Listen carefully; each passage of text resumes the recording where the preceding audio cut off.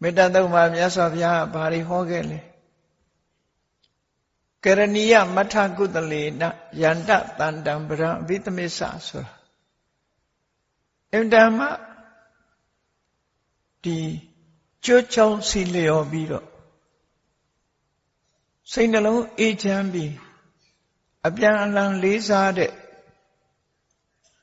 လူအတိုင်းဝိုင်းလူဖွဲ့စည်းဖြစ်ဖို့ရအတွက်မြတ်စွာဘုရား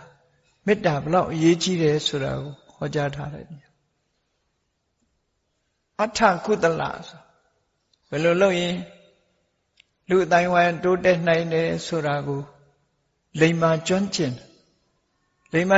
တဲ့ပုဂ္ဂိုလ်အထကုသလကိုကျိုးကိုစီးပွားအများရဲ့အကျိုးစီးပွား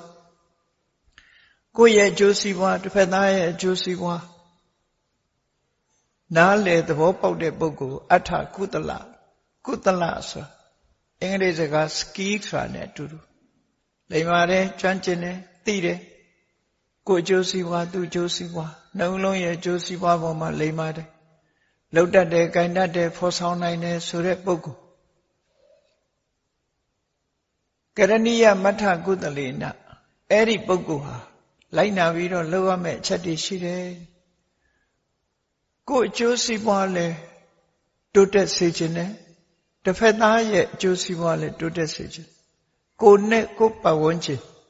ကြီးပွားတိုးတက်ပြီးငြိမ်းချမ်းသာယာတဲ့ကမ္ဘာတစ်ခုတည်ဆောက်ခြင်းနဲ့တည်ဆောက်နိုင်တဲ့နိလန်းကိုလည်းသိတယ်ဆိုတဲ့ပုဂ္ဂိုလ်ဟာအထကုသလအဲ့ဒီလိုသိတဲ့ပုဂ္ဂိုလ်ဟာကရဏီယလိုက်နာလုပ်ရမယ့်ကိစ္စတွေရှိတယ်ယန္တတန္တံပရံဘိသပိစ္ဆစိတ်နှလုံးအေးချမ်းမှုကိုပေးနိုင်တဲ့အနေအထားတွေဒီနေရာမှာတော့နိဗ္ဗာန်ထီအောင်အမြင့်ဆုံးကိုမျှော်မှန်းလိုက်တော့ယန္တတန္တံပဒံဘိသပိစ္ဆတန္တဆိုတာအေးချမ်းတဲ့မြတ်စွာဘုရားအမြင့်ဆုံးနိဗ္ဗာန်ကိုပြောတာအခြေခံအားဖြင့်ပြောမယ်ဆိုရင်စိတ်နှလုံးအေးချမ်းမှုကိုစာပေကျမ်းကမှလည်းဟရယတန္တိဆိုတဲ့စကားလုံးသုံးတာရှိတယ်ဟရယဆိုတာနှလုံးသားစိတ်ဓာတ်တန္တိဆိုတာငြိမ်းချမ်းတာစိတ်နှလုံးရဲ့အေးချမ်းမှုဆိုတာအဲ့ဒီစိတ်နှလုံးအေးချမ်းမှုကိုဖော်ဆောင်နိုင်မှုအတွက်မြတ်စွာဘုရားဒါကိုဥတ္တိရည်စူးပြီးငြိမ်းချမ်းမှုအချင်းချင်းအပြန်အလှန်လေးစားမှုဆိုတဲ့ဒီကိစ္စတွေကိုဥတ္တိပြီးတော့လိုက်နာဆောင်ရွက်ရမှာတဲ့ဘာတွေလဲလို့ဆိုရင်တကောလုံနိုင်စွမ်းရှိရမယ်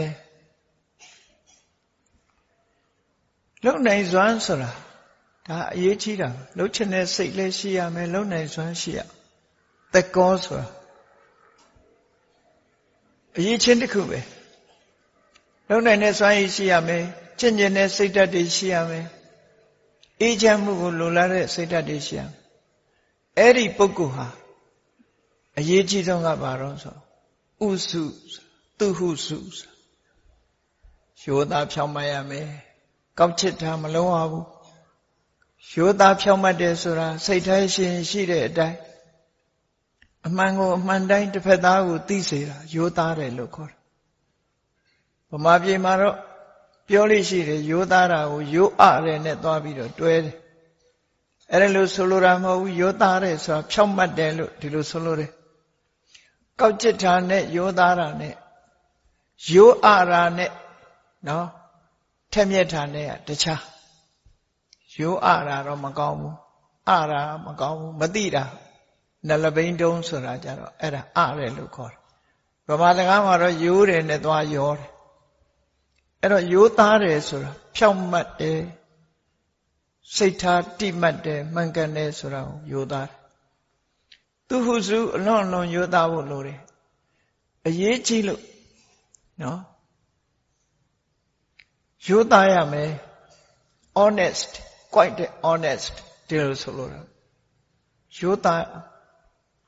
အလွန်ကိုရိုးသားတယ်ဆိုတာစိတ်ဓာတ်ကိုရိုးသားမမှန်မကန်လောက်တာမျိုးမရှိဘူးစိတ်ဓာတ်ကိုရိုးသားတကောဥစုစသူဟုစုဒီမေတ္တာသုတ်ဆိုတာရွတ်ဖတ်နေဖို့တဲ့ ရွတ်ဖတ်ပြီးတော့ဆင်ញင်စဉ်းစားပြီးကိုယ်တိုင်လိုက်နာကျင့်သုံးဖို့ဆေးဆိုတာတောက်တယ်တောက်ရအားဆေးပဲဖြစ်ဖြစ်ယောဂပြောက်တဲ့ဆေးပဲဖြစ်ဖြစ်ဆေးဆိုတာတောက်အောင်ဆေးစာဖတ်ပြီးတော့ဒီဆေးလေးကကောင်းလိုက်တာလို့ဆိုပြီးမတောက်ဖဲထားပါအကျိုးမှရမှာအခုမေတ္တာသုတ်ဆိုတာရွတ်နေုံနဲ့အကျိုးမရဘူးရွတ်ဖတ်နေုံနဲ့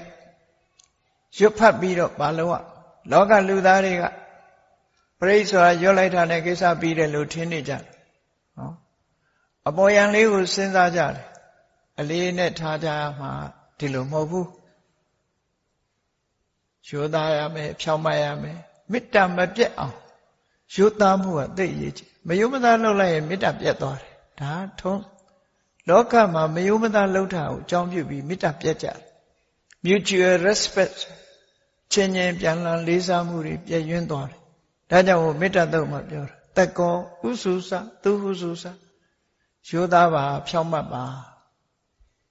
ဒီလိုဆိုလို့ရပေါ့နော်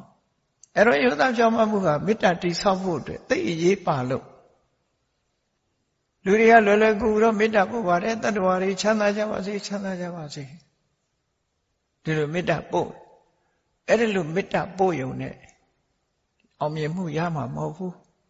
မေတ္တာဆိုတာကိုယ်တိုင်လိုက်နာကျင့်သုံးဖို့လိုအပ်တယ်ကိုယ်တိုင်လိုက်နာကျင့်သုံးဖို့ဆိုရိုးသားအစွမ်းကုန်ရိုးသားတက်ကောဥစုစသူစုတခါတော့ကကန္တရကဆိုတဲ့ဆင်တွေကိုအတတ်သင်ပေးတဲ့ဆရာတစ်ယောက်မြတ်စွာဘုရားစီရောက်လာတယ်ရောက်လာပြီးတဲ့အခါမှာသူကမြတ်စွာဘုရားကိုချီးမွမ်းထောမနာတယ်ချီးမွမ်းတော့ဆိုရှင်ဘုရားဟာအလွန်ကောက်ကျစ်တတ်တဲ့လူတွေကိုဆုံးမသွန်သင်တာအာဂမန်းမှာပဲဆိုတဲ့စကားပြောတယ်တိရစ္ဆာန်တွေကိုသွန်သင်ပြသဆုံးမရတာလွယ်တယ်တဲ့တိရစ္ဆာန်တွေကရိုးတယ်ဖြောင်းတယ်နော်တိရစ္ဆာန်တွေကရိုးတယ်ရိုးသားတယ်ဖြောင်းမှတ်တယ်လူတွေကကောက်ကျစ်တယ်လို့သူပြောတာသူကဆင်တွေကိုအတတ်သင်ပေးနေတာဆိုတော့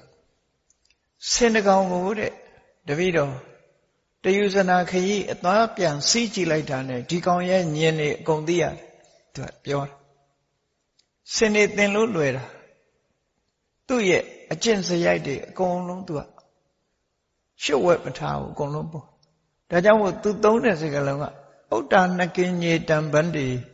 ယတိထံပတ္တောရှင်ဘုရားတဲ့ဒီအကောင်တွေကသိရိုးသားကြတယ်ဖြောင့်မတ်ကြတယ်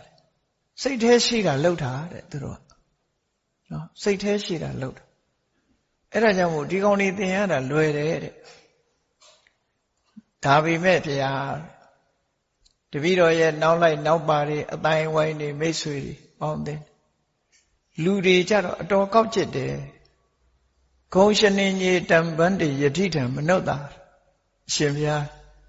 လူတွေဟာအလွန်ရှုပ်ဝက်တယ်လူတွေရဲ့စိတ်နှလုံးကအလွန်ရှုပ်ဝက်အသိခက်တယ်တပည့်တော်ရဲ့အလုံးလုံးနေတဲ့ပုဂ္ဂိုလ်တွေစိတ်ထဲကတစ်မျိုးပြောတာကတစ်မျိုးသူတို့ဟာစိတ်ထဲနဲ့ပြောတဲ့စကားနဲ့စိတ်ထဲရှိတာနဲ့လှုပ်တာနဲ့တလွဲစီကြည့်ပဲဆင်နေကြတော့အဲ့ဒါလို့မဟုတ်ဘူးဗျာတဲ့အလွန်ဖြောင့်တယ်ဒီကောင်းတွေကစိတ်ထဲရှိတာတွေအကုန်ထုတ်တယ်အသွားပြန်စီးကြည့်လိုက်တာနဲ့ဒီကောင်ရဲ့အနေထားတွေအကုန်သိတယ်လူတွေကြတော့တပည့်တော်တလားနေလဲမသိတစ်နှစ်နေလဲမသိနှစ်ပေါင်းများစွာတပည့်တော်နာအလုံးလုံးနေတဲ့လူတွေအကြောင်းမသိဘူးတဲ့အလွန်သိရခက်တယ်လို့သူကဒီလိုရှောက်ခဲ့တယ်အဲ့ဒါလို့သိရခက်တဲ့လူသားတွေကိုရှင်ဘုရားဆုံးမတာတော့အနုတ္တရောပုရိသဓမ္မတရတိဆုံးမတတ်တဲ့ပုဂ္ဂိုလ်တွေကိုဆုံးမတာအလွန်အံ့ဩစရာကောင်းပါတယ်လို့မြတ်စွာဘုရားကိုချီးကျူးပြီးရှောက်ထားတဲ့စကားလေးတစ်ခုရှိသူ့နာမည်ကကန္တရကအဲ့ဒါကြောင့်မို့လို့လူတယောက်ဟာရိုးသားဖြောင့်မတ်မှုသိအရေးကြီးတယ်ကိုယ့်ကိုရိုးဖြောင့်အောင်နေတတ်ဖို့ကြိုးစားကိုယ့်ကိုရိုးရိုးသားသားဖြောင့်ဖြောင့်မတ်မတ်ငါပါဇက်ကပြောတဲ့အတိုင်းငါစိတ်ထဲကဟုတ်ကဲ့လား စိတ်ထဲကရှိတဲ့အတိုင်းပြောတာဟုတ်ကဲ့လားတစ်ဖက်သားကိုတစ်မျိုးထင်သွားအောင်ပြောတာလားဟန်လို့ပြောတာလားဟန်ဆောင်ပြောတာလားဆိုတာဒီမရှိစေရဘူးတဲ့ဥစုစာသူဟုစုစာဖြောင်းမရမယ်လုံးဝဖြောင်းမရမယ်သူဝဆောတစ်ဖက်သားကလာပြီးအကြံဉာဏ်ပေးမယ်ဆိုလို့ရှိရင်စဉ်းစားလက်ခံနိုင်တဲ့စွမ်းရည်တတ္တိရှိရအကောင်းပြောလဲအကောင်းလို့မယူဆတဲ့ပုဂ္ဂိုလ်အပြောမခံတဲ့ပုဂ္ဂိုလ်ဗမာပြည်မှာတုံ့ပြန်တတ်တဲ့ဟာရှိတယ်လေလူငယ်လူရွယ်တွေကြောင့်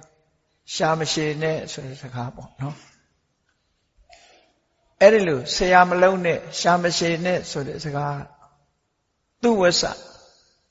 ပြောဆိုကြံပေးလို့ခက်ခဲတယ်ပြန်ပြီးတော့ response လုပ်တာအဲ့ဒီလိုနဲ့လုံးလေးရှိတတ်ကြတယ်ပေါ့သူဝဆောသတ္တမုဒုအနာတိမာနိမုဒုစိတ်နေသဘောထားမာနမရှိတာကိုပြောတာပျော့ပြောင်းတယ်ဆိုတာမာနနဲ့ခက်ထန်တာမျိုးဒေါသမခက်ထန်ဘူးပျော့ပြောင်းတယ်မေတ္တာရှိတယ်တစ်ဖက်သားအနတ္တိမာနိကြီးမားလွန်းတဲ့မာနမရှိဘူးမာနဆိုတာရှိတဲ့မာနတော့ရှိရရှိတဲ့မာနဆိုတာဘာလဲကောင်းတဲ့ဘက်ကိုဥတည်နေတယ်သူတောင်လို့ဖြစ်အောင်လုပ်နိုင်သေးတာလဲငါလည်းဖြစ်ရမယ်ဆိုတဲ့မာနမျိုးသူရောက်တဲ့အဆင့်တန်းကိုသူလည်းလူပဲငါလည်းလူပဲငါလည်းကြိုးစားရင်ဖြစ်ရမယ်ဆိုတဲ့မာနမျိုးကရှိရအဲ့လိုမဟုတ်ဘဲနဲ့တစ်ဖက်သားကိုထင်သေးတဲ့မာနမျိုးဆိုတာမျိုးကတော့မရှိသင့်ဘူးတဲ့ဒီလိုဆိုလို့အနာတိမာနိဆိုအဲ့တော့ဒီမေတ္တာသုတ်ဟာလူတော်လူကောင်းတွေဖြစ်ဖို့ရအတွက်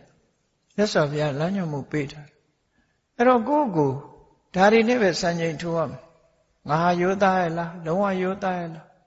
နော်သူဝဆအကျိုးလိုလာတဲ့ပုဂ္ဂိုလ်တွေမိတ်ဆွေသင်္ကားတွေဆရာသမားတွေမိဘတွေကဆုံးမသွန်သင်လို့ရှိရင်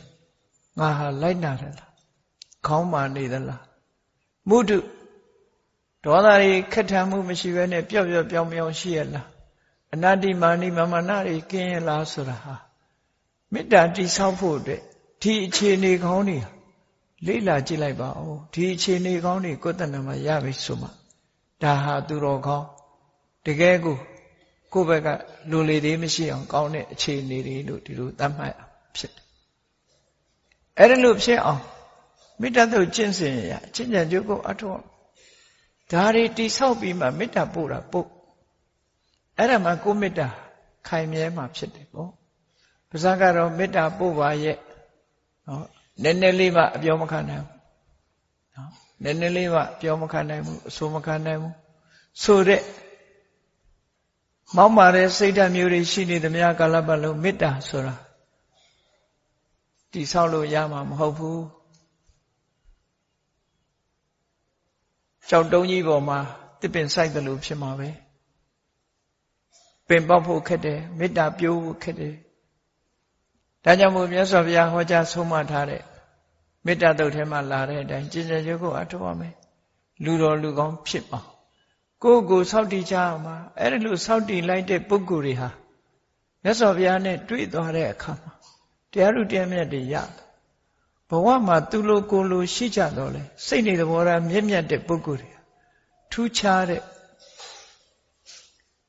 တရားဓမ္မကိုသိတဲ့ပုဂ္ဂိုလ်မျိုးတွေအဆင့်ကိုရောက်သွားနိုင်တယ်